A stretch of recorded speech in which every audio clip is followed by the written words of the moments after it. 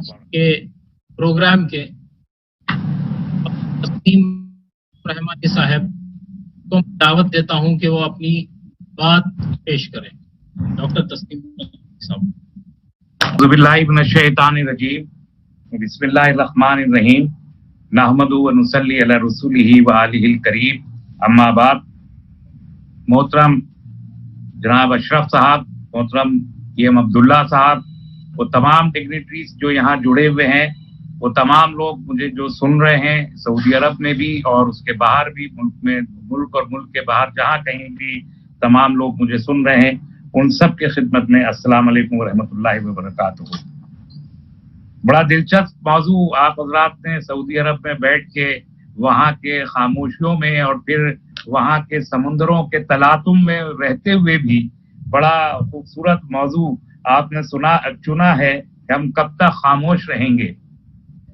अब जब मैं मौजू को देखता हूँ तो मुझे एक शेर याद आता है, जो हालांकि बहुत अच्छा तो नहीं कह सकते आप, लेकिन याद आ गया तो मैं पढ़ देता हूँ कि खामोश मिजाजी तुम्हें जीने नहीं देगी, खामोश मिजाजी तुम्हें जीने नहीं देगी, इस दौर में जीना है तो कोहराम मचा दो। मैं असलन किसी कोहराम में तो यकीन नहीं रखता। कोहराम मचाना तो हुजूम का काम होता है।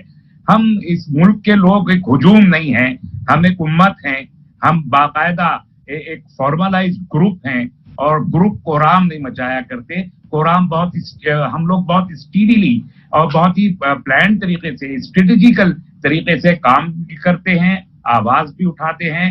और खुसूसन एक डेमोक्रेसी में ये बहुत गनीमत है कि हम इस मुल्क में एक डेमोक्रेसी में रहते हैं, फंक्शनल डेमोक्रेसी है, जिसे सारी दुनिया ने तस्लीम किया है कि India is a best democracy, और हम वो डेमोक्रेसी एंजॉय करते हैं। मुझे कहते हुए बड़ी तकलीफ है कि 70 साल से जिस डेमोक्रेसी में हम जी रहे हैं, उस डेमोक्रेसी पे अब आके बहुत सारे सवालिया निशानात लग गए हैं। अभी इनॉग्रल स्पीच में अशरफ साहब ने बहुत सारी चीजों की तरफ इशारा कर दिया है। मैं उन चीजों पे न जाके I am just casting an aspersion के डेमोक्रेसी पे सवालिया निशान है।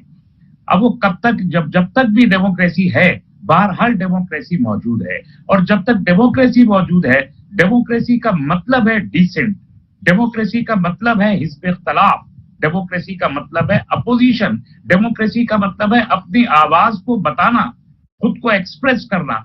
जो चीजें भी आपको लगता है कि मुल्क के मफाद में नहीं है, उम्मत के मफाद में नहीं है, समाज के मफाद में नहीं है, उन तमाम चीजों पर उंगली उठाना, उनकी मुखालफत करना और उनको ठीक करने के लिए मशवरे देना, सजेशन देना, ये डेमोक्रेसी की रूह है, ये डेमोक्रेसी का हुस्न है, उसकी खूबसूरती है। और जब इन आवाजों को दबाने की कोशिश की जाए और मुल्क के मफाद की बात जो हुकूमत के खिलाफ जाती हो, उसको मुल्क मुखालिफ कहा जाए, कौम मुखालिफ कहा जाए, एंटी नेशनल कहा जाए, तब डेमोक्रेसी के ऊपर सवालिया निशान लगता है। और इस मुल्क में इस वक्त एग्जैक्टली ये हो रहा है कि जब हम ये कहते हैं कि ये फला अमल हुकूमत का मुल्क के वसीतर मफाद में नहीं है, जब हम तनकीद करते हैं, जब हम चाहते हैं कि चीजें बेहतर डायरेक्शन में जाएं, तो हुक्मरान तबकात उन तमाम लोगों को बिला किसी तफरीक मजहब व मिल्लत, तमाम लोग जो हुकूमत की मुखालफत में बात करते हैं, उनको कहा जाता है कि एंटी नेशनल है, ये वतन के मुखालिफ है। यहां आके जमहूरियत को खतरा पैदा होता है।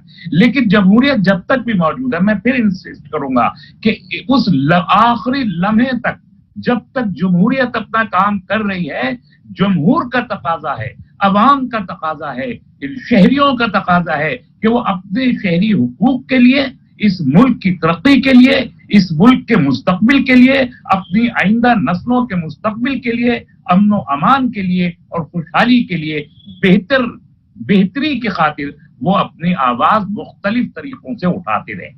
आवाज उठाने के बहुत से तरीके हो सकते हैं। हम लोग यहाँ SDPI खुसूसन, हमको अभी तो 10 साल हुए हैं, 11वां साल चल रहा है, मुस्तकिल आवाजें उठाते रहे। एक तरीका है कि हम एहतजाज करें, सड़कों पर आके एहतजाज करें। दूसरा तरीका है हम अदालतों में जाएं, अदालतों में मुस्तकिल जा रहे हैं।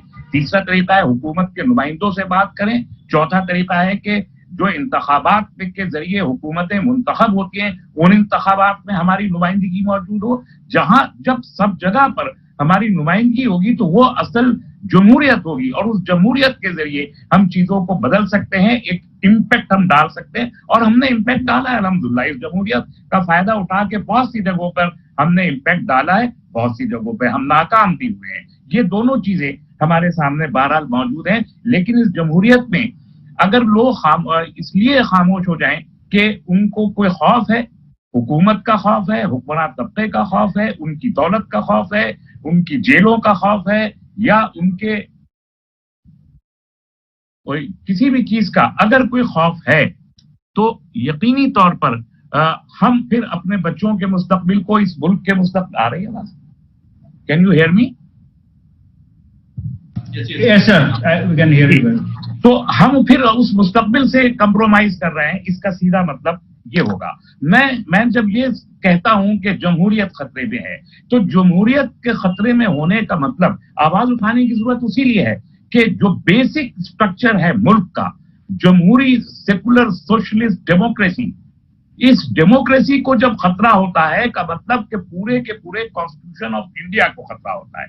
और जब कॉन्स्टिट्यूशन ऑफ इंडिया को खतरा होता है तो उसका मतलब सिर्फ ये नहीं होता कि कानून की एक किताब है जिसे कोई पार्लियामेंट से उठा के बाहर फेंक देना चाहता है या अदालतों से बाहर फेंक देना चाहता है, बल्कि समाज के अंदर, गलियों में, सड़कों पे उसका इम्पैक्ट ये होता है कि हमारे दरमियान एक तबकाती कशमकश पैदा होती है, क्लास वॉर की तरफ हम उसको लेके जाते हैं। अभी जो हम हिंदू, मुस्लिम, सिख, ईसाई, पारसी, जैन, मजदूर, किसान सब एक साथ हम आगे बढ़ते हैं, फिर ये होता है कि कोई एक तबका आगे बढ़ के बाकी तबकात के सीने पे पैर रख के वो खड़ा हो जाना चाहता है। तो जब जमहूरियत खतरे में पड़ती है तो इसका मतलब ये होता है कि कोई एक तबका आगे बढ़ के तमाम तबकात के हिस्से का कि जो बेनिफिट्स है वो अपने डायरेक्शन में वो उसे मोड़ देना चाहता है। ये असल खतरा है, और ये खतरा जब मुल्क को दरपेश हो तो तमाम तबकात की जिम्मेदारी होती है कि वो अपने वजूद के मुताबिक, अपनी हैसियत के मुताबिक और अपनी जरूरत के मुताबिक वो खड़े हों और वो आवाज निकालें।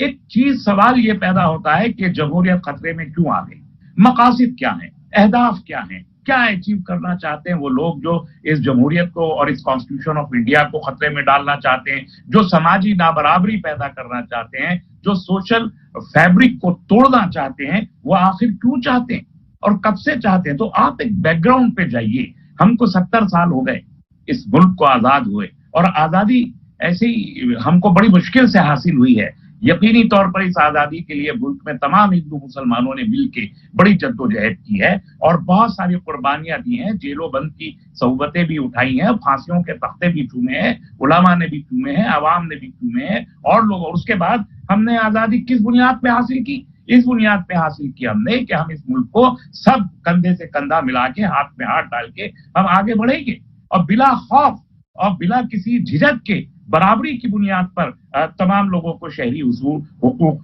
हासिल होंगे। लेकिन ऐसा तो हुआ नहीं।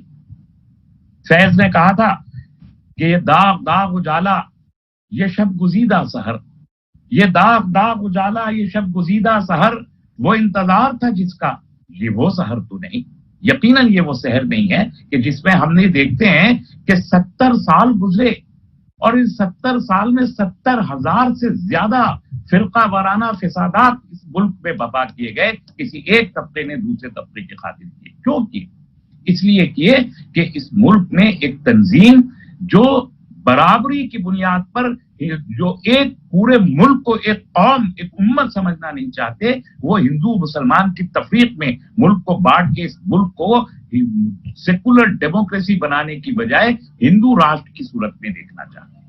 और ऐसा नहीं है कि वो कोई अभी 2014 में इलेक्शन जीतने के बाद से ऐसा हुआ है, नहीं, ऐसा नहीं है। हमें ये बात समझनी होगी, और बदकिस्मती से इस मौजू पे हम लोगों के यहाँ बात होती नहीं। मैं बहुत साफ कहता रहा हूं और उसको दोहरा रहा हूं कि पिछले 200 साल की तहरीक है, 1827 से चलती हुई ये तहरीक है, 200 साल हो जाएंगे अब 7 साल के बाद।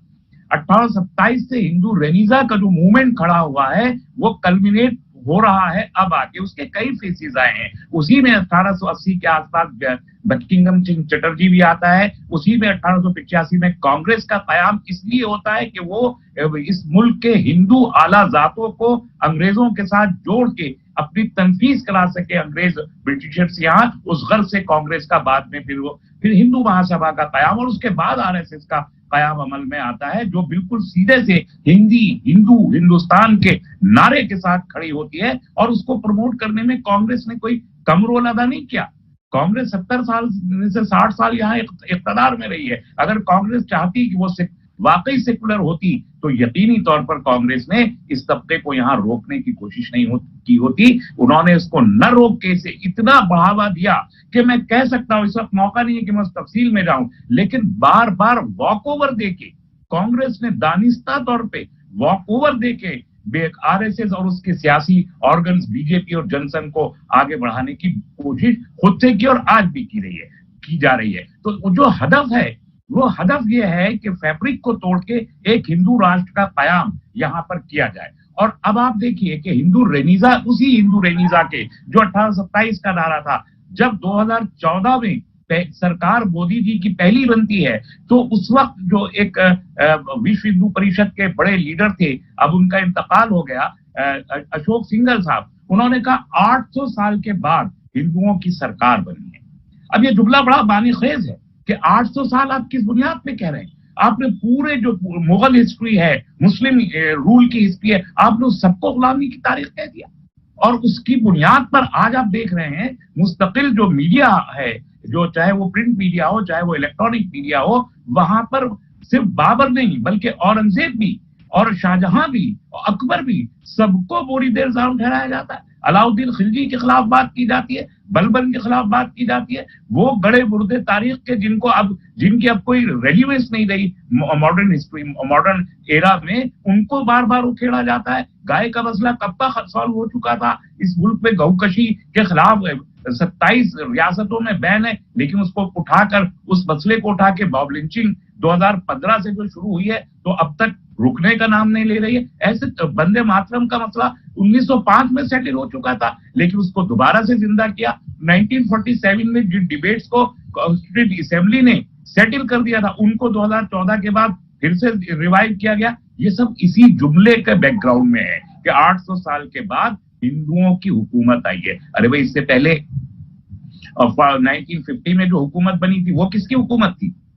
क्या उसे ये नहीं, वो जो कांग्रेस की हुकूमत थी, जिसमें अब मैं फिर उस तफसील में नहीं जाऊंगा, लेकिन इतना समझ लीजिए कि उसी 1950 में जब हमने 26 जनवरी 1950 को अपना कॉन्स्टिट्यूशन सेकुलर सोशलिस्ट डेमोक्रेसी का अडॉप्ट किया था, उसी साल, ठीक उसी साल, यानी हमने 26 जनवरी 1950 कॉन्स्टिट्यूशन अडॉप्ट किया। 8 अगस्त 1950 को हमारे मुल्क के सदर जमहूरिया डॉक्टर राजेंद्र प्रसाद साहब एक तहरीरी हुक्मनामा जारी करके आर्टिकल 341 के सेक्शन 2 में तरमीम करते हैं और ये कहते हैं कि जो रिजर्वेशन है, जो हमारे शेड्यूल कास्ट शेड्यूल ट्राइब को रिजर्वेशन है, वो रिजर्वेशन सिर्फ हिंदुओं के लिए मखसूस होगा। आप उसको उठा के पढ़ लीजिए, non Hindus can not enjoy. ये 1950 में जिस दिन हमने कॉन्स्टिट्यूशन अडॉप्ट किया, 8वें महीने में उसी कांग्रेस के, सेकुलर कांग्रेस के जरिए चुने गए सदर जमहूरिया हिंद ने अपने तहरीरी हुक्मनामे के जरिए ये हुक्म देके मजहबी तौर पर मुक़य्यद कर दिया पूरे के पूरे कॉन्स्टिट्यूशन को। और उसके बाद मैं दसियों मिसालें दे सकता हूं जहां मैं कह सकता हूं कि ये सरकारें तो एक्चुअली हिंदुओं की सरकारें रही हैं। ये समाजी इंसाफ की इन्होंने बात देखी है। सच्चर कमेटी की रिपोर्ट खुद इस बात को डॉक्यूमेंट कर दिया, जब वो ये कहती है कि वो लोग जो 70 साल पहले तक इस मुल्क में किसी न किसी तौर पर 700-800 साल से हुक्मरानी कर रहे थे, उस तबके पर उंगली उठाकर जब सच्चर कमेटी की रिपोर्ट बोलती है कि तबका इस मुल्क में दलितों के बराबर आ गया है, बल्कि उससे भी नीचे चला गया है। जब रंगानाथ मिश्र कमीशन की रिपोर्ट ये कहती है कि इनको मेन स्ट्रीम में लाने के लिए इस मुल्क की माइनॉरिटीज को कम से कम 15% रिजर्वेशन देने की जरूरत है, तब अंदाजा होता है कि अगर ये वाकई सेकुलर सोशलिस्ट और सबकी सरकार होती तो फिर किसी भी एक तबके को, मुल्क के 15% और मुसलमान और तकरीबन 18% माइनॉरिटीज यूं मार्जिनलाइज नहीं होती जिस तरीके से हो गई। आप गौर कीजिए, सिर्फ एक पॉलिटिकल बुनियाद पर नहीं, बल्कि दूसरी जानिब आप देखिए जो हमारा एंटरटेनमेंट मीडिया है, 1980 के बाद से जिस अंदाज के हम टेलीविजन के प्रोग्राम देख रहे हैं, जो हम फिल्में देख रहे हैं अपने सिल्वर स्क्रीन पर, आप उनको गौर से देखिए, वो सिर्फ एक तबके को, एक मजहबी इकाई को प्रमोट करने, उसके कल्चर को प्रमोट करने के, चाहे वो रामायण हो, चाहे वो महाभारत हो। और उसके बरक्स अगर एक टीपू सुल्तान पर सीरियल आता है तो इस मुल्क में तूफान मच जाता है। यह आपने देखा है।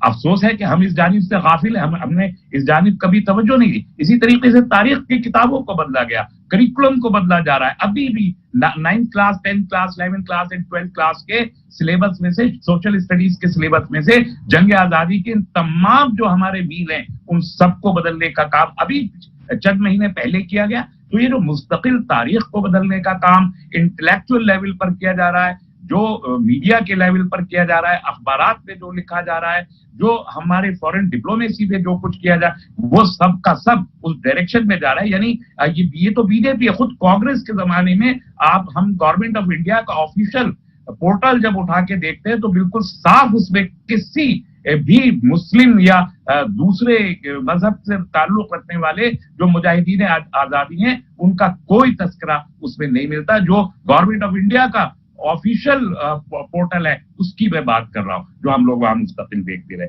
तो ऐसे हालात, ये वो बैकग्राउंड है कि जो 70 साल से इनकलकेट किया जाता रहा है, जिसे फरोग दिया जाता रहा है, जिसकी हौसला अफजाई की जाती रही है, और इसके लिए वॉक ओवर दे के 2014 में एक वो सरकार लाई जाती है जिसको हम ये कहते रहे कि एक फस्ताई सरकार है। शुरू से आखिर तक कभी भी हमने तो कंप्रोमाइज नहीं किया फस्ताइयत पे, न कभी वोट किया फस्ताइयत को, लेकिन इसके बावजूद वो सरकार जिसे पूरा मुल्क फस्ताई कहता था वो आ गई। और आने के बाद उसने अपने 2014 से 19 तक तो फिर भी किसी हद तक वो उसके दांत उसमें दिखाई नहीं दिए थे, लेकिन 2019 के इंतखाब के बाद तो आज जितने सेकुलर सोशलिस्ट और लिबरल लॉबी के लोग हैं या जो भी हुकूमत के मुखालिफ है, उनमें जितने जहन हैं, सोचने वाले जहन है, लिखने वाले जहन है, बोलने वाले जहन है, सबके सब तो जेल में, ज्यादातर लोग जेल में, चाहे वो गौतम नौलखा हो, चाहे सुरेश गार्डलिंग हो, जितने बहुत सारे नाम हैं जो लिए जा सकते हैं। महाराष्ट्र के 80 साल के लीडर को वहां जाके पेशाब में पड़ा हुआ है। यानी उनको जो टॉर्चर किया जा रहा है, फिजिकल टॉर्चर नहीं है, साइकोलॉजिकल टॉर्चर। और साइकोलॉजिकल टॉर्चर की जितनी बड़ी, जितनी अकसाम हो सकती है, जितनी वैरायटी हो सकती है, वो सब की सब वहां इस्तेमाल की जा रही है। पिछले दिनों जो खुद कांग्रेस के जमाने में टेररिज्म को एक इशू बनाकर और एक खास तबके को निशाना बनाया गया, और हमने देखा कि एक एक लड़के पे 20-20, 25-25, 50-50 मुकदमे डाले गए। अभी आप देखिए जमानत होती है, अगले मुकदमे में वो फिर उसको अरेस्ट करके डाल लिया जाता है, और 20 साल 25 साल जेल में हर किस्म का टॉर्चर सहने के बाद आखिरकार वो अदालतों से आके बरी हो जाते हैं और उनका मुस्तकबिल खराब हो जाता है, और कोई रिस्पॉन्सिबिलिटी फिक्स नहीं होती कि आखिर इनको गिरफ्तार करने वाले लोग कहीं जिम्मेदार हैं या नहीं है। मैं बहुत सिंपल सा सवाल करता हूं, मालेगांव का ब्लास्ट हो या मक्का मस्जिद का ब्लास्ट हो या दिल्ली के ब्लास्ट हो या अहमदाबाद के ब्लास्ट हो, सबके सब 98% रेट ऑफ एक्विटल है इन लड़कों का, ये सबके सब बरी हो गए। तो क्या इस सवाल का जवाब नहीं पूछा जाना चाहिए कि अगर मालेगांव में ब्लास्ट करने वाले ये लोग जिनको आपने असलन गिरफ्तार किया था ये बेकसूर थे, तो कसूरवार कौन था? और जब कसूरवारों की तरफ उंगली उठाई जाती है और ये कहा जाता है, तो वही नेशनल प्राइड का नाम लेके आप उन कसूरवारों को पार्लियामेंट के टिकट देते हैं और उनको लाके पार्लियामेंट में बिठा देते हैं। तो जो बम धमाके के मुजरिम हैं, आर्मी के सर्विंग ऑफिसर, फौज के अभिनव भारत के जिम्मेदार है वो कर्नल पुरोहित, और उनको आप ग्लोरीफाई करते हैं, पूरा नेशनल मीडिया उनको ग्लोरीफाई करता है। हम आर्मी के ग्लोरिफिकेशन के नाम पर, आर्मी हमारा बहुत इंपॉर्टेंट अंग है, हम उसके हर तरीके से आर्मी के तमाम लोग साथ हैं, लेकिन आर्मी डेमोक्रेसी का एक जुज है। आर्मी सरकार नहीं चलाती है, सरकार पॉलिटिकल लीडरशिप चलाती है, लेकिन आप उसका ग्लोरिफिकेशन इस तरीके से करेंगे कि जैसे यही जंग के हर वक्त जंग के हालत में रहेगी, और उसके लीडर जो ब्लास्ट करते हैं, बेकसूर लोगों को मारते हैं, उनको भी ग्लोरीफाई करेंगे, तब फिर सवाल खड़ा होता है। तो इस किस्म के तमाम लोगों का, जो मॉब लिंचिंग करने वाले लोग हैं, उनको सेंट्रल मिनिस्टर जाके हार पहनाना शुरू कर दे। उनको आगरे में कहीं खड़े होके उनको ग्लोरीफाई किया जाए। तो जब आप मुजरिमों को ग्लोरीफाई करते हैं तो नतीजा ये निकलता है कि आज जो आपने पिछले हफ्ते देखा कि विकास दुबे 8 पुलिस वालों को, सर्विंग पुलिस वालों को थाने ही की मुखबरी की बुनियाद पर गोली मार देता है। उस सूरत में दिखाई देता है कि अभी आज का वाकया कि 30 लाख रुपए की फिरौती मांगी जाती है उसी उत्तर प्रदेश में और वो अदा करने के बावजूद किडनैप बॉय को कत्ल कर दिया जाता है। ये होता है जब आप मुजरिमों को ग्लोरीफाई करते हैं। सुबोध कांत साहब को इसी बुलंदशहर में जो पुलिस ऑफिसर ईमानदारी के साथ काम कर रहा था, वीएचपी के लोगों ने कत्ल किया और उसको गिरफ्तार किया गया। वो उस चार्जशीट हुआ, उसके बाद भी उसकी जमानत होके बाहर आ गई। तो जब आप मुजरिमीन को ग्लोरीफाई करते हैं, इसका मतलब ये है कि आप डेमोक्रेसी को कहीं ना कहीं खत्म करना चाहते हैं। ये एक बैकग्राउंड है और ये हालात है। सवाल यह है कि इन हालात में हमको करना क्या है। ये बहुत इंपॉर्टेंट सवाल है। मुझे लगता है कि हालात से आप बाखबर हैं, हालात की संगीनी का अंदाजा सबको है। आज आपने अगर ये मौजू रखा है तो इसका बड़ा सीधा मतलब ये है कि जहनों में कर्ब है, एक इज़्तिराब है और इस सूरत हाल से निकलना चाहते हैं सब के सब। अपनी अपनी रिस्पॉन्सिबिलिटी, अपना अपना दायरा कार तय करके हम सब इस सूरत हाल को बदल के एक बेहतर सूरत हाल की तरफ ले जाने के लिए मुतलाशी हैं, कोशा हैं। ये सब हम चाहते हैं, इसलिए हम ये गुफ्तगू कर रहे हैं और इसलिए हमने ये मौजू रखा है। देखिए, एसडीपीआई का वजूद, उसको वजूद में लाना, उसका बड़ा मकसद यही है। जो एसडीपीआई ने हदफ तय किया वो सबसे इंपॉर्टेंट है। एक जुमला, हम सिर्फ एक जुमला बोलते हैं और अगर आप उस एक जुमले को एनालाइज करेंगे तो आप समझ लेंगे कि हम क्या चाहते हैं। हमारी लीडरशिप, हमारे जो इसके पार्टी के बानियान हैं, उन्होंने एक जुमला दिया, खौफ से आजादी, भूख से आजादी। Freedom from hunger, freedom from fear. भूख और खौफ, यही दो चीजें हैं जो समाजी नाबराबरी को फरोग देती है। आज खौफजदा किया जा रहा है, किसको खौफजदा नहीं किया जा रहा। आज मुसलमानों को हिंदुओं से डराया जा रहा है, हालांकि हम 1000 साल से एक दूसरे के साथ रह रहे हैं। हम कभी एक दूसरे से खौफजदा नहीं हुए, हम एक दूसरे को गले मिला के, गले मिल के हमेशा रहे। हमने ईद और होली और दिवाली एक साथ बनाई है, इसकी करोड़ों मिसालें इस मुल्क में 800 साल से मौजूद हैं। हमारी रिश्तेदारियां रोटी बेटी का साथ, जो हम नॉर्थ इंडिया में बोलते हैं, रोटी बेटी का साथ रहा है हमारा 1000 साल से। इसके बाद भी आज मुल्क की फिजा ये हुई है कि ये कोविड के जमाने में जब हमको कोविड से लड़ना था, पूरे कोविड को शुरू में मार्च अप्रैल के महीने में तबलीगी जमात का नाम लेके झूठे तौर पर, सरासर झूठे तौर पर उसको कम्युनलाइज किया गया। और कम्युनलाइज करने का पर्पस क्या था? हमने देखा कि एक हफ्ते के अंदर अंदर मुसलमान सब्जी वाले जो हिंदू मोहल्लों में गए, उनको मार के वहां से भगा दिया गया। मुसलमानों से खरीदो फरोख्त बंद की गई। तो वो एक जो सोशल बाइकॉट का एक तरीका वो हुआ करता था, जो जालिम और जाबिर एक जमाने में किया करते थे, उस तबलीगी जमात के जरिए उस सोशल बाइकॉट को प्रमोट करने की कामयाब कोशिश की गई और एक शक का माहौल पैदा किया गया। तो मुसलमानों से हिंदुओं को डराया जा रहा है और हिंदुओं से मुसलमानों को डराया जा रहा है। यानी 80% हिंदू को 15% मुसलमानों से डराया जाता है। क्या कह के डराया जाता है? जजिए वाले आ जाएंगे, इनकी आबादी 2050 तक जो है हिंदुओं की आबादी से भी कहीं ज्यादा बढ़ जाएगी। अरे कोई सारी अनसाइंटिफिक बातें, आबादी बढ़ जाएगी, जजिया तय हो जाएगा, कत्ल हो जाएगा। और कश्मीर में जाके देखिए, वहां तो हिंदू रह ही नहीं सकता, हिंदुओं को भगा दिया। और अगर जहां जिस रियासत में इनकी तादाद बढ़ जाती है वहां दूसरे लोग ने इस तरीके के मफरूजे थूक के दे रहे हैं, मुंह पे थूक देते हैं, थूक के कोरोना फैला रहे हैं। ये सारे झूठ क्यों है? खौफजदा करने। हिंदुओं को मुसलमानों से, मुसलमानों को हिंदुओं से, दलितों को अपर कास्ट से, ट्राइबल को अपर कास्ट से, क्रिश्चियंस को माइनॉरिटी के नाम पर दूसरे एक दूसरे से पूरे मुल्क के, ये जो कहते हैं कि सबका साथ सबका विश्वास, 137 करोड़ हिंदुस्तानियों के दिल में एक दूसरे के खिलाफ नफरत और शक का माहौल पैदा किया जा रहा है ताकि सब एक दूसरे के साथ दस्तबदरीबा हो जाए और वो एक छोटा सा तबका 4% 5% लोगों का वो अपनी हाकिमियत को बरकरार रख सके। सिर्फ इस बात के लिए खौफ दिलाया जा रहा है, खौफ दिलाया जा रहा है। और हम ये कहते हैं खौफ से आजादी। इसीलिए एसडीपीआई महसूस करती है कि खौफ जब तक दूर नहीं होगा और हम सब आपस में बाम शीरो शकर नहीं होंगे, एक दूसरे के साथ अंडरस्टैंडिंग हमारी नहीं होगी, जो मुख्तलिफ तबकात इस मुल्क में रहते हैं सब एक दूसरे को समझ के, एक दूसरे से शक को दूर करके भाई भाई की तरह नहीं रहेंगे, ये खौफ दूर नहीं होगा। चाहे वो पॉलिटिकल लेवल पर हो, चाहे वो सोशल लेवल पर हो, चाहे वो इकोनॉमिकल लेवल पे हो, इस खौफ को दूर होना चाहिए। दूसरा हम कहते हैं भूख से आजादी।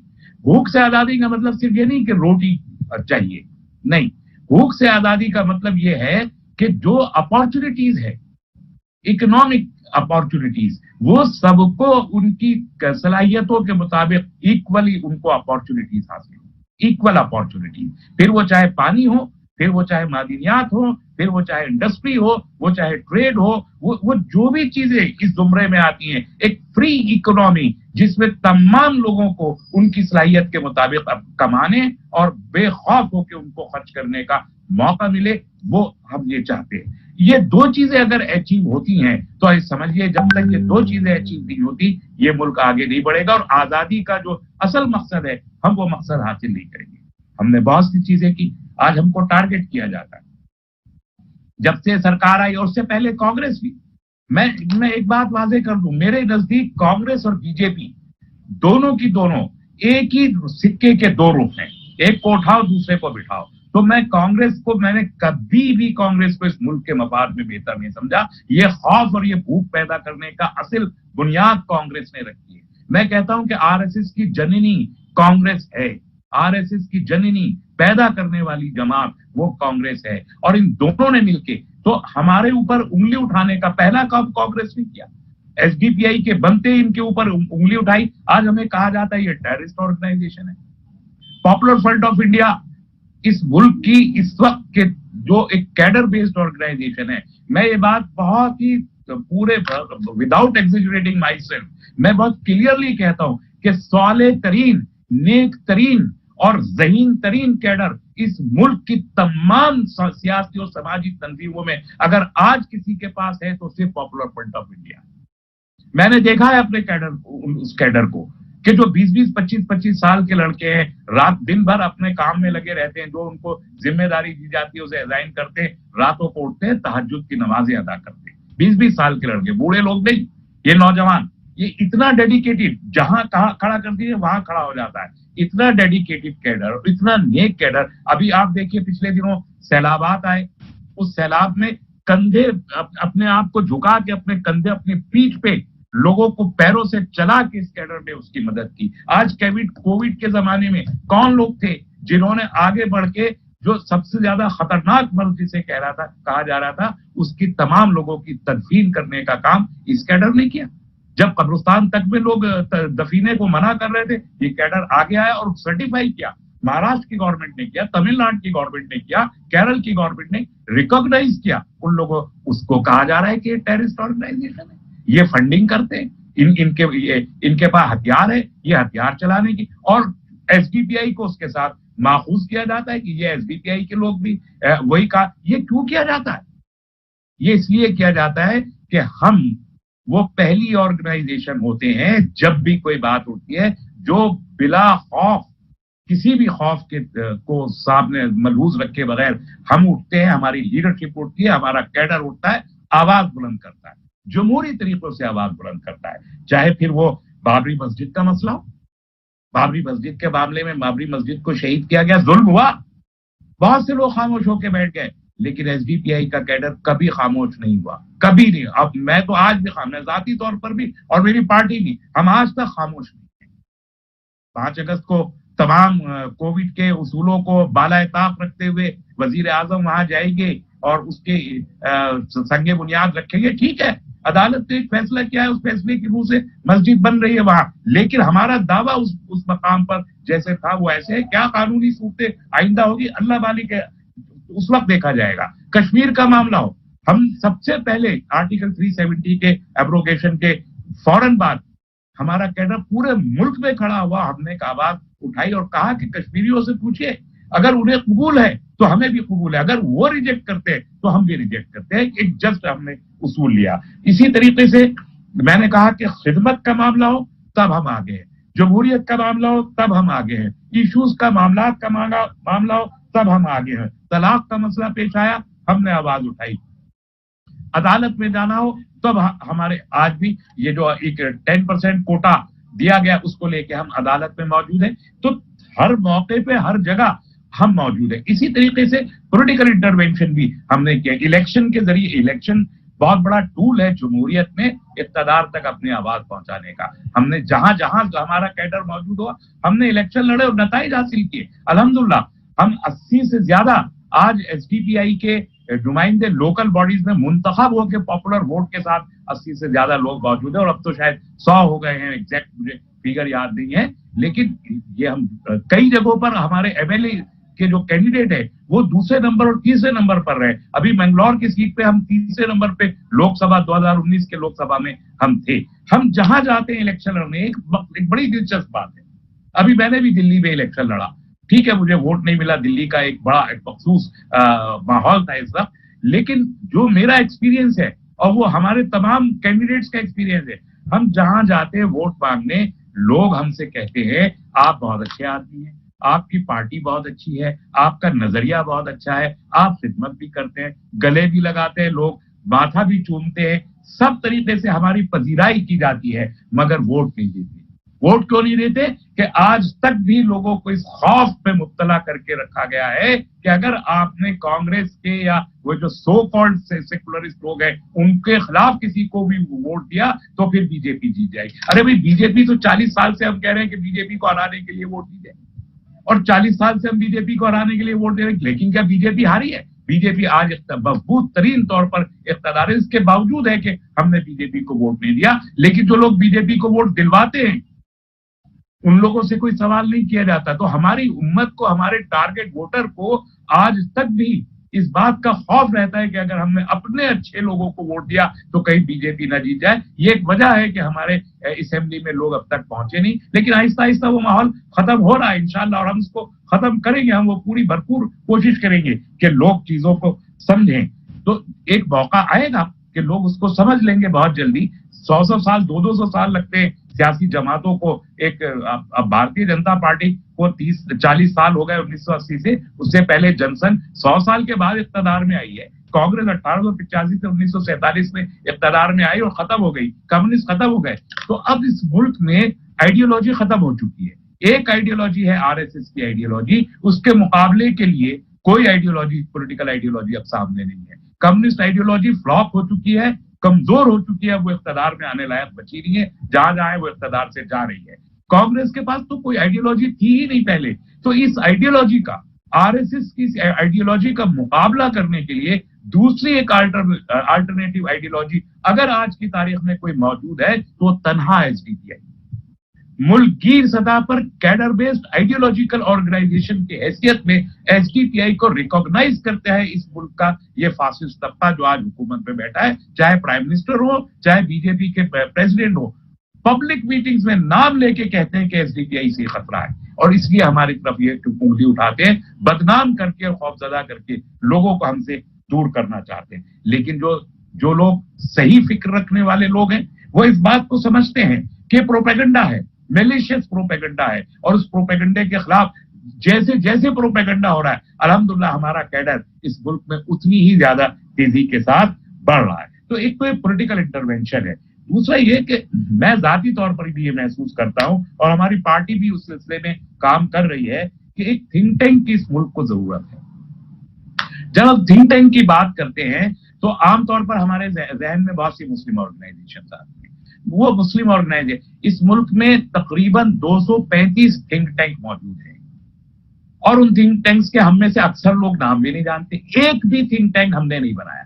ऑर्गेनाइजेशन थिंक टैंक नहीं होती। थिंक टैंक वो होता है जिसमें एक कम्युनिटी के हाईएस्ट इंटेलेक्चुअल्स बैठकर बहुत सारे social, economic and political issues पर मुख्तलिफ किस्म के सर्वेस कंडक्ट करते हैं, इंफॉर्मेशन, डेटा कलेक्ट करते हैं, और उस डेटा की बुनियाद पर इंटरवेंशन कहां करना है और कैसे करना है वो स्ट्रेटेजी प्लान करते हैं, और उस स्ट्रेटेजी को इम्प्लीमेंट करवाते हैं। वो फिर मुख्तलिफ एजेंसीज के थ्रू, गवर्नमेंट से भी इम्प्लीमेंट करवाते हैं, सोशल एनजीओ से भी वो इम्प्लीमेंट कराते हैं, पॉलिटिकल पार्टी से भी, लेकिन स्ट्रेटेजी वहां बैठ के बनाते हैं।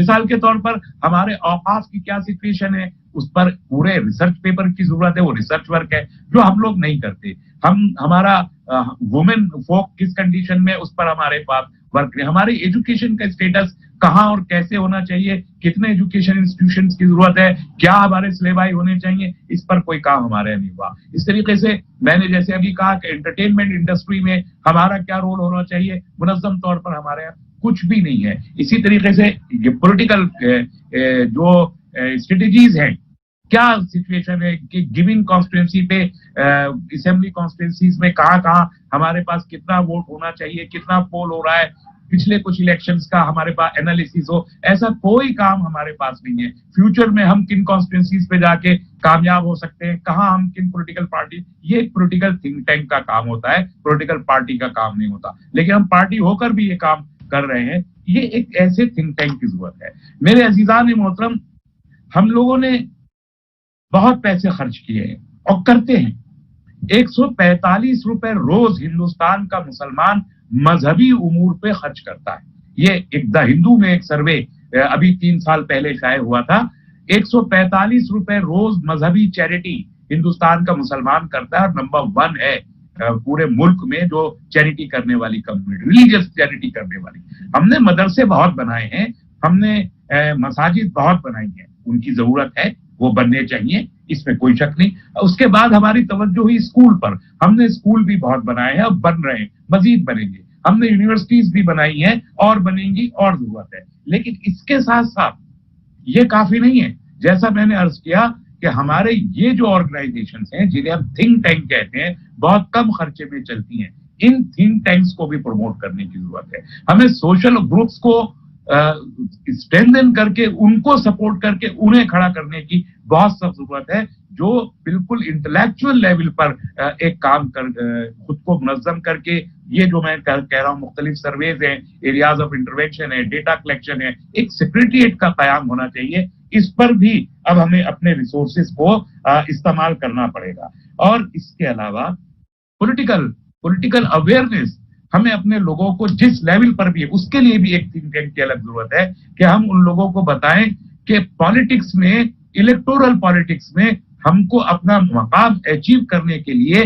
किसी को हराना नहीं है, बल्कि खुद जीतने की कोशिश करनी चाहिए। ये एक फंडा हमें लोगों को बताना पड़ेगा और सिखाना पड़ेगा, और इसके लिए हमें रायामवा हमवार करनी होगी। अब हमारे जो रिसोर्सेज है वो 2.25 करोड़ रुपए सालाना, बहुत ही मोहतात फिगर बता रहा हूं, 2.25 करोड़ रुपए सालाना हमारी ज़कात मदरसों मस्जिदों पर खर्च होती है।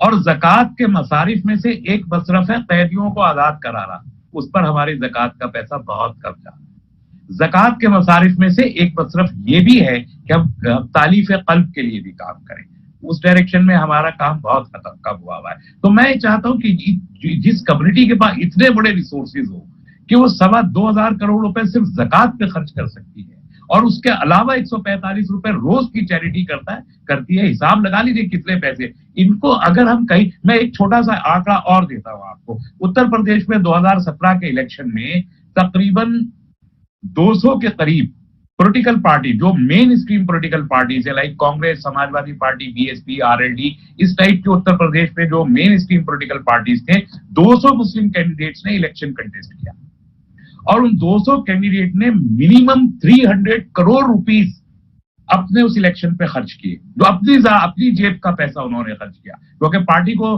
भी पैसा दे के टिकट खरीदा जाए, बीएसपी को तो पैसा दे के टिकट खरीदा जाता है, समाजवादी पार्टी में, कांग्रेस में भी पैसा दे के टिकट खरीदा जाता है, और फिर इलेक्शन, एक इलेक्शन 8-8, 10-10 करोड़ रुपए का लोगों ने लड़ा, और उसके बाद जीते 24 आदमी, 250 लोग इलेक्शन हार गए।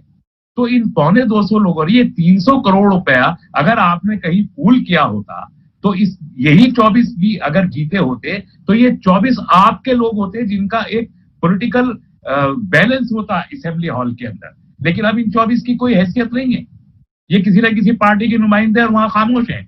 और ये जो लोग हारे हैं, ये मजीद जीत भी सकते थे। तो ये 300 करोड़ रुपए हमारा वेस्ट हो गया। इस तरीके से हमारे हजारों करोड़ रुपए हर साल वेस्ट होते हैं। तो अगर थिंक टैंक्स होंगे तो इन तमाम चीजों को वो पूल कर सकते हैं, लोगों से कांटेक्ट करके, राब्ते करके, समझा के। तो मैं शायद बहुत ज्यादा लंबी गुफ्तगू होती चली जा रही है। मैं सिर्फ ये कहना चाहता हूं कि बोलने का मतलब सिर्फ ये नहीं है कि हम तकरीरें करें, बोलने का मतलब सिर्फ इतना नहीं है कि हम एहतजाज करें, बोलने का मतलब ये है कि हम डेमोक्रेसी के जितने टूल्स हैं हम हर एक टूल पे इफेक्टिव हो। वो चाहे मीडिया है, हमको मीडिया में भी इफेक्टिव होना चाहिए। अब अल्लाह का शुक्र यह है कि जो मेन स्ट्रीम मीडिया था, जो बहुत बड़े अखबार निकलते थे या बड़े टेलीविजन चैनल्स निकलते थे, उनकी इफेक्टिविटी कम हुई है। तो अब यूट्यूब चैनल शुरू हुए हैं। यूट्यूब और सोशल मीडिया अब सबसे ज्यादा इफेक्टिव टूल बना है। तो हम अगर यूट्यूब के ही चैनल को प्रमोट करें जो बहुत सस्ते में हो जाते हैं, तो अब एक बहुत बड़ा अल्टरनेटिव मीडिया खड़ा कर सकते हैं। इसी तरीके से अभी जो सीरियल्स है, फिल्म्स लोग कम देख रहे हैं, टेलीविजन सीरियल लोग कम देख रहे हैं, यूट्यूब के चैनल को बहुत ज्यादा देखे जाते हैं। जो एपिसोड्स है, मुख्तलिफ एपिसोड, अगर हमने कुछ लोगों को साथ करके कुछ एपिसोड्स बनवा के यूट्यूब पे चलाए, वो इफेक्टिव होंगे। वो एक मीडिया, ये मीडिया इंटरवेंशन, ये इंपॉर्टेंट है। दूसरे इसके साथ साथ मैंने इलेक्शन को मैं बार बार कह रहा हूं कि इलेक्शन में, तीसरा ये कि हमारा इंटेलिजेंशिया उसको हम कहीं ना कहीं इकट्ठा करें। चौथी चीज ये, हमारे ट्राइबल भाई, 7% ट्राइबल इस मुल्क में बिल्कुल अनअटैच्ड है। आज भी आप यकीन करें कि 200 साल पुरानी कोई सिचुएशन अगर आप सोच सकते हो कि जहां बिजली नहीं है, पानी नहीं है, सड़क नहीं है, सीवर नहीं है, खाना नहीं है, पत्ते खा के लोग जीते, 7% पॉपुलेशन का बल आज भी उसी कंडीशन में जीता है। हमें चाहिए कि हम खैर उम्मत होने के नाते हम उन तक जाएं और उनको पहुंचे, उनको गले से लगाएं, उनकी खिदमत करें, बेलौस होके, बेखरज होके उनकी खिदमत करें। तो ये खिदमत करने वाली ऑर्गेनाइजेशन को अपनी डायरेक्शन बदलनी होगी और इन ट्राइबल्स के पास जाना होगा, उन दलितों के पास जाना होगा जो अभी भी बहुत दूर रिमोट विलेजेस में बैठे हुए हैं।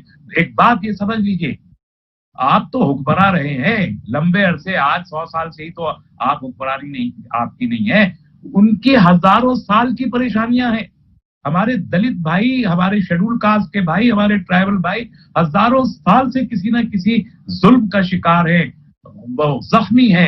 उनको गले लगाने, अपनी शिकायत करने की बजाय उनको जाके गले लगाने का काम सबसे इंपॉर्टेंट काम है। जिस दिन आपने उनको ये कॉन्फिडेंस दे दिया कि आप मुफीद हैं, मुजिर नहीं है, आप देखिए कि वो जॉब दर जॉब आपके ऊपर कॉन्फिडेंस करके आपके साथ आके खड़े होंगे। तो ये एक चीज है कि हम उन तक पहुंचे। ये 3-4 चीजें, यानी मीडिया हो गया, इलेक्शंस हो गया, थिंक टैंक्स हो गए, इनके जरिए से जब हम आवाजें उठाएं। और चौथी चीज बहुत इंपॉर्टेंट है, जुडिशरी। बहुत से लोग अभी जुडिशरी पे अदम एतमाद का इजहार कर रहे हैं। बहुत से केसेस आए हैं जिसकी वजह से मायूसी हुई है, अभी भी हो रही है। बाबरी मस्जिद का मामला हो चाहे, मैं तो बहुत मायूस हूं। मैं खुल के कहता हूं कि मैं सुप्रीम कोर्ट के उस फैसले से बहुत मायूस हुआ हूं जिसने ये कहा कि कोई सबूत नहीं है कि वहां पर किसी मंदिर को डेमोलिश करके मस्जिद बनाई गई हो, जिसने कहा कि सबूत मौजूद हैं कि एक मस्जिद को डेमोलिश किया गया और मस्जिद को डेमोलिश करके वहां रामलल्ला को बिठाया गया, जिसके पास कोई सबूत नहीं इस बात का कि वहां पर मस्जिद नहीं थी। वो सिर्फ ये कहते हैं कि मस्जिद में नमाज का तसलसल नहीं मिल रहा चंद थोड़े सालों के लिए, उस बुनियाद पर आपने उसको एक मंदिर के हक में दे दिया। हमको मायूसी है, सुप्रीम कोर्ट की तरफ से भी मायूसी हुई। अभी दिल्ली के राइट्स को लेके दिल्ली में जो पुलिस का रोल है और जो अदालतों का रोल है, वो रोल भी मायूस। लेकिन इसके बावजूद भी जुडिशरी इस मुल्क में है।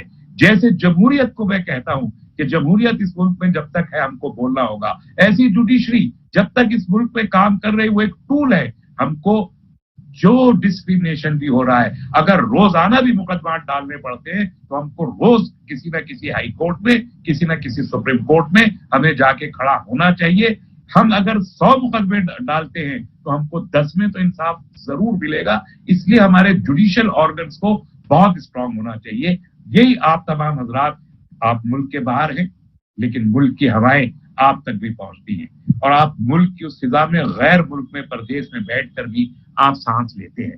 मैं जानता हूं आप मुल्क की तरफ से, मुल्क के मुस्तकबिल की तरफ से फिक्रमंद हैं। आपके जहन में ये सवाल भी होगा कि मुल्क के लिए हम क्या करें। तो मैंने उसका जवाब यही देने की कोशिश की है कि जो आप कर सकते हैं ये 4 चीजें हैं। अपने रिसोर्सेज, अपने आपके यहाँ पर जो हल्के हैं, यहाँ जो आपके तबकात हैं, आपके दोस्त अहबाब, आपके रिश्ते कुनबेदार, उन सबको बताइए एसडीपीआई के बारे में, उसके काम के बारे में, उस सबको कैडर को जोड़िए और वहां से आप जो भी मदद, आप वहां भी मदद कीजिए लोगों की, और यहाँ से भी जो आप कर ही रहे हैं, मुझे मालूम है आप वहां से भी काम कर रहे हैं। हमने भी यहाँ बैठ के कोशिश की एसडीपीआई ने कि जो लोग स्ट्रेंडेड है इस लॉकडाउन के जमाने में गल्फ में जहां कहीं भी है, उनकी जो मदद हमने खुसूसन अदालतों के जरिए वो मदद हमने तमिलनाडु से भी हासिल की और दूसरी जगहों से भी। अब तो अल्हम्दुलिल्लाह चीजें आसान हो गई, वो मदद भी आप लोग भी के हाथ बढ़ाइए, उसके लिए हम लोग भी आपके साथ, हम सब लोग मिल के चलेंगे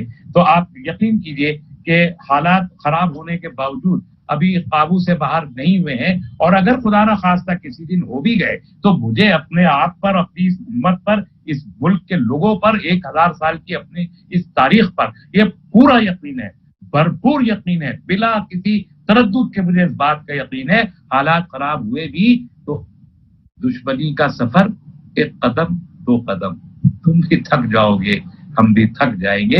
8, 10 साल, 5 साल खराब हो गए, हमारा मुल्क जन्नत निशा, गुलशन आफरी, ये मुल्क उसी गुलशन की तरफ बढ़ेगा।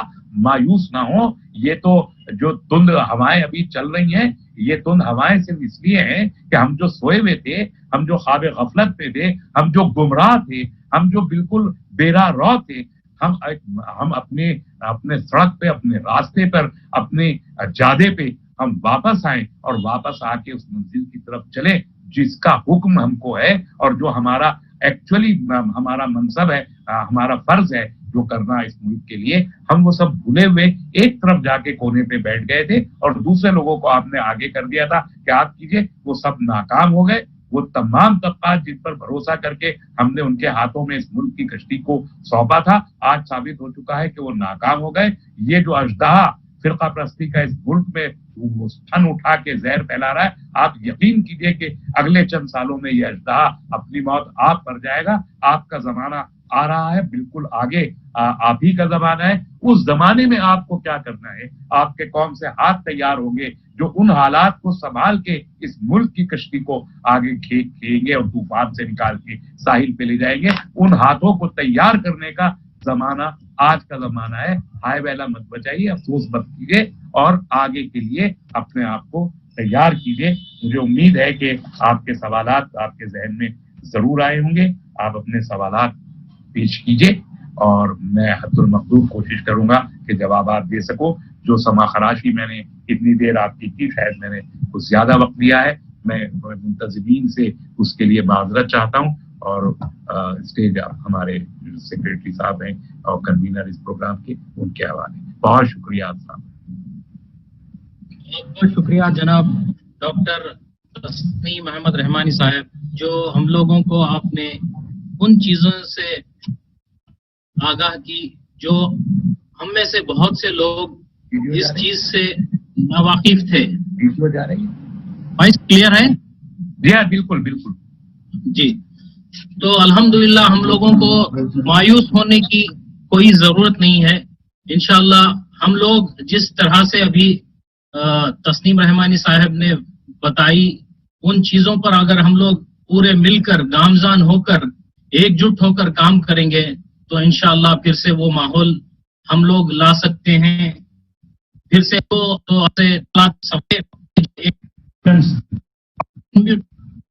हम वो इलेक्टोरल करना था। आप तस्लीम रहमानी साहब आवाज सुन रहे मेरी?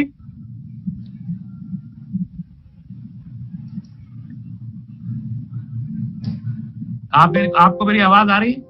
जी आ रही है, आपकी आवाज आ रही है सर। मैं ये अर्ज कर रहा था कि हमने 3-4 चीजें बताई हैं जिन मदों पर हमको काम करना चाहिए, चाहे वो थिंक टैंक हो, चाहे वो जुडिशियल प्रोसेस हो, चाहे वो इलेक्टोरल प्रोसेस हो।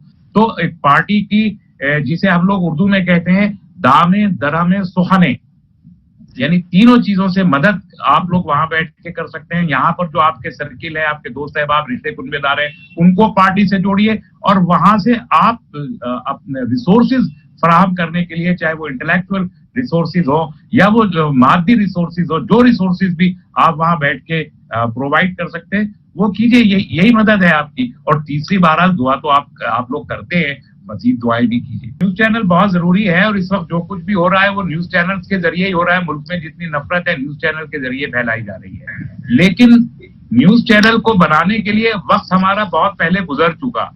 अभी आप न्यूज चैनल बना के 100 करोड़ रुपए, 1000 करोड़ रुपए अगर आप इकट्ठा कर भी लें और उससे एक चैनल बना भी लें, तो चैनल बना तो सकते हैं आप, मगर चैनल चला नहीं सकते। चलाने के लिए जिस कॉर्पोरेट का एडवर्टीजमेंट उसको चाहिए होता है वो आपको नहीं मिलना है। बहुत सारे न्यूज चैनल चल रहे हैं, ऑलरेडी चल रहे हैं, लेकिन वो उठ ही नहीं पा रहे, खड़े नहीं हो पा रहे। इसलिए अल्टरनेटिव मीडिया जो सोशल मीडिया है वो बहुत पावरफुल हो गया, उसको बढ़ाइए। अपने YouTube चैनल को बढ़ाइए, उनको सब्सक्राइब कीजिए। बहुत लंबी आवाज। No sir, you need to create awareness.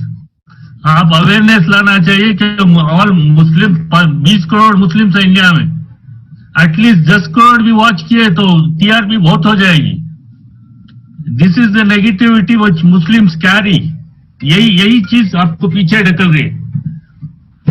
नहीं कर सकते, होगा नहीं, खड़े होंगे नहीं, इसीलिए हम लोग खड़े हो नहीं पा रहे हैं आज तक। Most importantly we need to wake up now. कर लेते हैं, से बाहर आनी चाहिए, कर लेते हैं। इस चीज से बाहर आके हम लोग आगे बढ़ना चाहिए। बिल्कुल कर लेते हैं। 500 करोड़ रुपीस हम इकट्ठा करते हैं, फिर चलाते हैं इंशाल्लाह। Not a big thing. 20 crore मुसलमानों से एक रुपया भी आप लेंगे तो 20 करोड़ हो गए। जी जी जी। तो आज नीड ऑफ द आवर है, जरूरत है इस चीज की। अवेयरनेस सिर्फ बैठ के बात करने से कुछ नहीं होगा।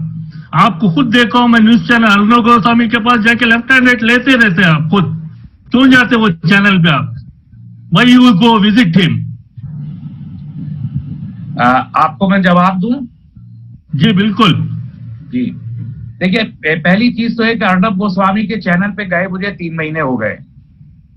हमने बाइकआउट, पूरे हमारे ग्रुप ने ही, जो पार्टी ने उसका बाइकआउट किया।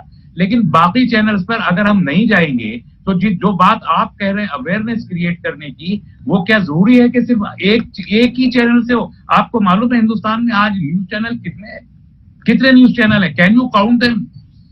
You can not count sir. इतने न्यूज चैनल हैं और उनके मुकाबले आप एक चैनल खड़ा कर दीजिए। यकीनन न्यूज 18 उर्दू भी हमारे पास चैनल है ना, न्यूज 18 उर्दू भी है, जी सलाम भी हमारे पास है, ETV भारतवर्ष भी हमारे पास है। वो तो न्यूज हमारे 18 पास बहुत बड़े RSS के भड़वे की है। It belongs to Ambanis. जी, what do you expect from him? लेकिन जो लोग और इंडिपेंडेंट चैनल सर। मुजीब साहब, आपका जो है ना, कोई भी नहीं कर सकता आज मीडिया की अहमियत का इनकार। मीडिया बहुत अहम है, इसमें कोई दो राय नहीं है। और हम लोग, हमारी पार्टी के लोग मीडिया में पार्टिसिपेट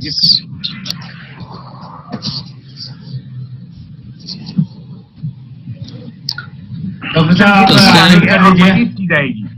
कोशिश लोग कर रहे हैं, दूसरे लोग तस्लीम रहमानी साहब, आप इनकी ऑफर को एक्सेप्ट कर लीजिए।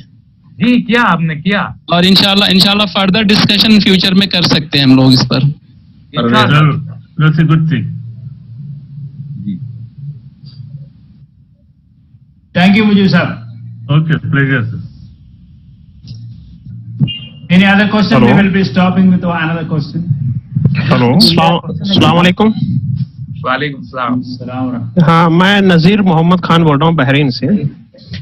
मुझे तस्लीम रहमानी साहब से मतलब एक वो देना था, रिकमेंडेशन था कि अगर हम पहले तो पूरे हर कॉन्स्टिट्यूंसी इंडिया में जितने भी है उस पे अगर हम एक हमारा कैडर बेस जो भी ऑर्गेनाइजेशन है उसको यूटिलाइज करके हम एक डाटा इकट्ठा करें और उसके बाद उस पे ये देखें कि हमारी एक पैरामीटर सेट करें कि ये पैरामीटर में हम अकेले वो कॉन्स्टिट्यूंसी में जाते हैं तो हमारी जीतने की पॉसिबिलिटी क्या है, या फिर दूसरे ऑर्गेनाइजेशन से या दूसरे पार्टी से कोलैबोरेशन करके तो जीतने की पॉसिबिलिटी क्या है। ऐसा कुछ डाटा बना के उसके बाद उस पर हम वर्क करेंगे तो मेरे ख्याल से शायद ज्यादा बेहतर होगा। अगर हर जगह हम अलोन जाएंगे तो ये थोड़ा सा शायद नुकसानदेह साबित होगा हमारे लिए। आप बिल्कुल सही फरमा रहे हैं, बिल्कुल सही। आपका जो मशवरा है वो भी सही है और हमने इस पर काम किया है। हमने जहां जहां अभी तक इलेक्शन लड़े हैं वहां यही जो आप फरमा रहे हैं वही क्या है। कर्नाटक में बीएसपी के साथ अलायंस के साथ हम पिछला इलेक्शन, इससे पहले वाला इलेक्शन लड़े थे। अभी जो हमने पार्लियामेंट का इलेक्शन लड़ा है तमिलनाडु में, हमने एक अलायंस करके इलेक्शन, पूरा एक ग्रुप के साथ अलायंस करके हमने इलेक्शन लड़ा। राजस्थान में भी हमने वो प्रोबेबिलिटीज हमने यूज की है। तो जहां जहां उसका मौका मिल रहा है वो कर रहे हैं। रिसोर्सेज बहुत कम है, बहुत लिमिटेड है हमारे रिसोर्सेज, तो हम विदेशी रिसोर्सेज कर पा रहे हैं। वो आप ही की जो तजवीज है उसके मुताबिक ही कर रहे हैं अल्हम्दुलिल्लाह। रहमानी सलाम है उसकी नजर से कैडर को जहां होता है उसके मुताबिक। हेलो, आपका म्यूट हो गया। कौन? डॉक्टर साहब जी आपका आवाज नहीं आ रहा। ओके ओके जी सर मैं मैंने एक कहा बात कि- क्वेश्चन कर सकता हूँ? Wait please let him complete the answer. मैं ये अर्ज कर रहा था कि जो दूसरी पॉलिटिकल पार्टीज है हम उनसे अभी कंपेयर नहीं करेंगे। मैंने जो इससे पहले जिन साहब ने सवाल किया था वो उसी जवाब में मैंने कहा कि वो उस रिसोर्सेज पे वो स्टडी करके कैंडिडेट को खड़ा करना, यही पार्टी की स्ट्रेटेजी अभी तक है। अलायंसेस में हमें कोई प्रॉब्लम नहीं है। लोग हमको इसलिए नजरअंदाज करते हैं कि उनको ये लगता है कि ये एक पोटेंशियल फोर्स है। तो आप ये याद रखिए कि इस मुल्क में जो पॉलिटिकल कोर्स है वो डिस्कोर्स टोटली कम्युनल है। वो चाहे खुद को सेकुलर कहने वाली पॉलिटिकल पार्टीज हो, चाहे वो डायरेक्टली फासिस्ट पार्टीज हो, कोई भी इस वक्त ये नहीं चाहता कि मुस्लिम लीडरशिप की कोई पॉलिटिकल पार्टी ताकत पे आए। उसके लिए हमको भी रोकने की शिद्दत से कोशिश की जाती है। बिल्कुल।